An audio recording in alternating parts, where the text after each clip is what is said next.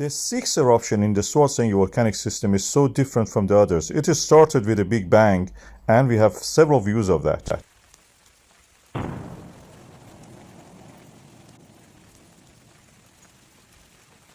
We could see when it is coming through the tremors charts and the earthquakes models that we have, showing the depth and the location. It was very northerly, unlike the previous eruption, which was between Blue Lagoon and Grindavik. This one was the north of the Blue Lagoon.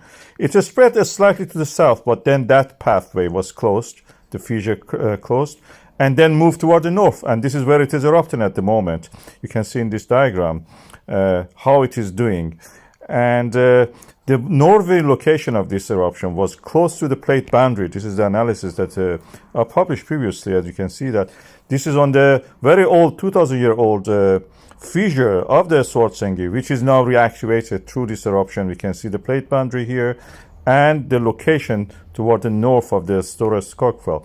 And the eruption can vary. We have very tall fountains and jets of lava, almost a Strombolian, or you can say Hawaiian style in that sense. The height of this we can calculate by the measuring the free fall time. 6 seconds is the highest I've measured, 176 meters. But it dwindles. It shows that the conduit is getting closed or open, narrowed down or opened up. When the magma comes, when the lava comes, it can erode actually the conduit. And sometimes it make it wider, so you have a bigger fountain. Sometimes it make it narrower, so you have a smaller one. That's like a tap practically. And this is again, in this model, you can see the representation. The uplift of the land was strange in all the past 6 eruptions. Before the eruption, we had the contraction of the Grindavik Rift Valley, the name I've given to that area.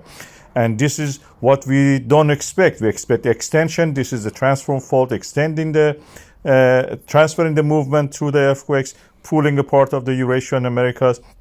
But what we see here is a contraction. Contraction can be due to something that I interpret as the extension of the magma reservoir, and practically like a prostate gland pushing against the Rift Valley and moving it.